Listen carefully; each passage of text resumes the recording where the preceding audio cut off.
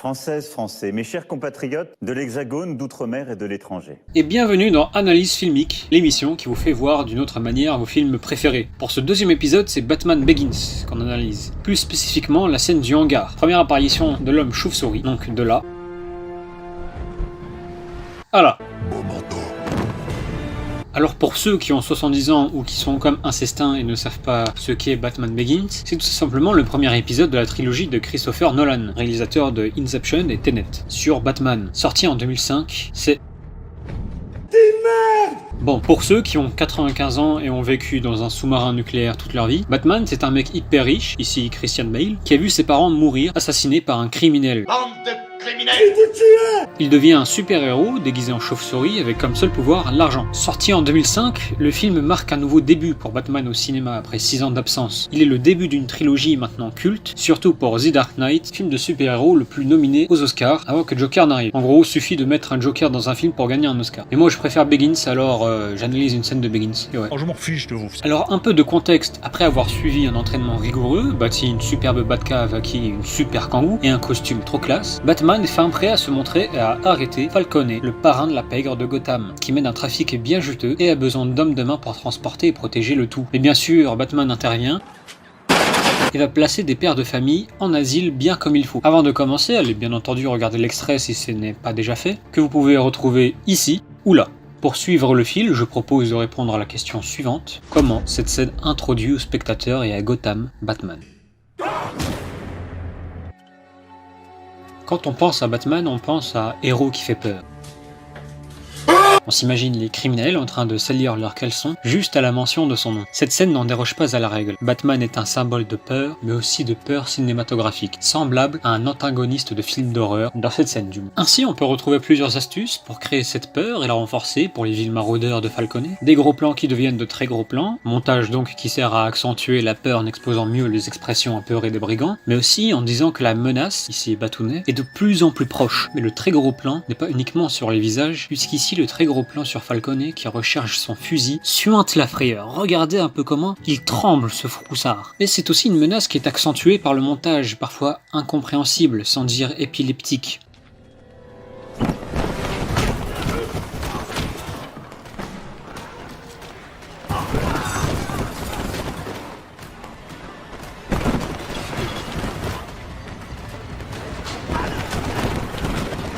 C'est clair, on n'y comprend pas grand chose, tout comme les sales criminels qui y font face. Ils regardent partout sans savoir où regarder et tentent même d'attaquer. Par exemple, ici on suit le Gugus à la mitraillette, il mitraille une première fois, sans retour caméra, et la deuxième, il y a un retour caméra, on voit Batman. On en conclut donc que son premier coup n'a servi à rien et qu'il a juste été exécuté par peur. Mais surtout, pour que cette peur soit bien retranscrite chez les méchants, il faut déjà que le héros soit effrayant. La mise en scène est en effet très particulière comparée aux autres scènes. La mise en scène n'est pas que de l'action classique, mais a une dimension d'horreur qui est très intéressante. On peut d'abord souligner que la scène se passe de nuit, que la nuit ça fait peur. Bon, ce qui donne des possibilités, des endroits sombres dans le décor,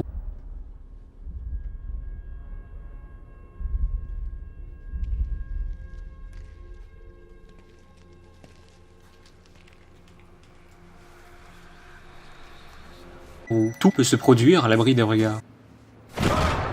Mais aussi, on y retrouve les fameux screamers des films d'horreur.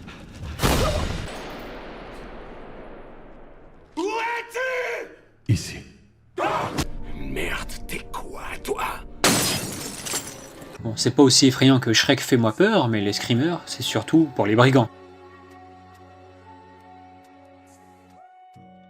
Batman apparaît à l'image que brièvement, comme si c'était une hallucination, ou une créature de la nuit, très peu identifiable comme nombre de monstres de films d'horreur. Vous l'avez peut-être remarqué, mais moins on montre le monstre, et plus on a peur. Ce qui a fait les succès par exemple des Dents de la Mer ou Paranormal Activity. Et bien ici, pour la séquence dans le hangar, c'est presque pareil avec Batman, ce qui accroît son statut de monstre, souligné par Falcone qui dit « Merde, t'es quoi, toi?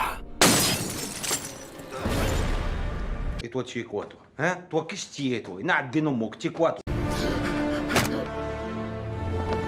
qui n'arrive même pas à définir si c'est un homme, il ne dit pas c'est qui ça, c'est quoi ça. Enfin, on peut s'intéresser à la partie sonore de la scène où l'absence de musique à certains moments accroît cette ambiance effrayante et lugubre.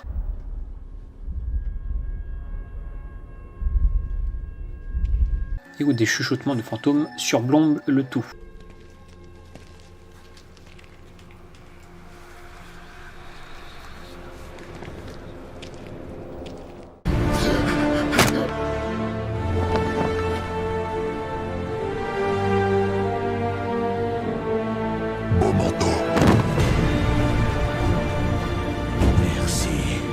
Comme dit dans l'intro de cette vidéo, cette scène est la première apparition de Batman en tant que tel. Après 1 heure de film, oui, Batman c'est pas un précoce. Et pour une première apparition réussite, il faut que sa venue ait du sens. Et ici, Batman il vient pas encourager les prolos qui se sont fait escroquer par la mafia. Contraire même, il est là pour délivrer un message, un avertissement pour toute la racaille gothamienne, un aperçu du futur de Gotham. Pour s'introduire, Batou est un gentleman. Il commence doucement en étant discret, puis il titille les bandits en cassant des ampoules avec des batarangs, en faisant d'ailleurs tomber ces batarangs. Il dépose sa signature, un petit aperçu avant sa fameuse signature vocale. Je suis Batman.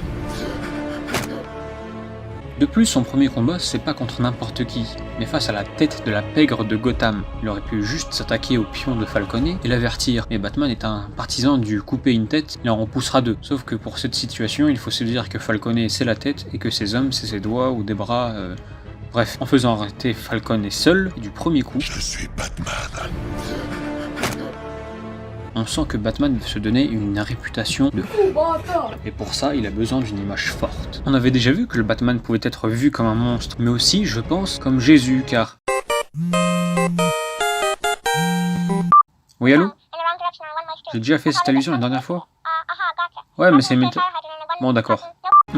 Mais aussi comme une sorte d'entité mystique, véritable esprit de la ville. C'est là que le super de super-héros entre en jeu. Il a une sorte d'omnipotence, car il peut mettre une dérouillée à plusieurs types en même temps sans aucun problème, mais aussi une certaine omniscience sur la situation. Batman sait tout, Batman prévoit tout. On peut confirmer ça par ce plan, où ce mec est en train de mitrailler ce qu'il peut.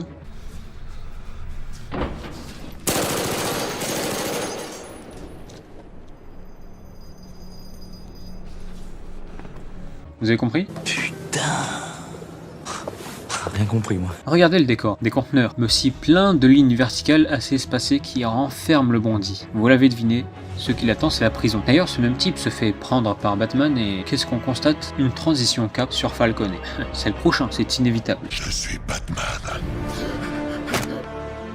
D'ailleurs, on retrouve aussi ces rayures là. Et si on veut aller encore plus loin,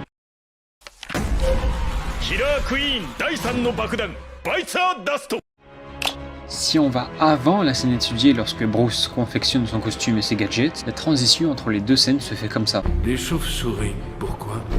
Elle m'évoque la peur. L'heure est venue pour mes ennemis de la partager.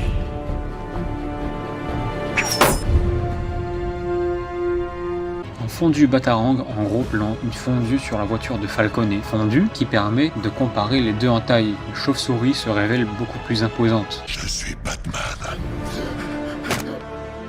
Et on peut même suggérer une omniprésence de sa part, par le fait qu'il peut surprendre un maraudeur à tout moment, sans même que le spectateur puisse le voir comme le chauffeur qui s'est fait assommer.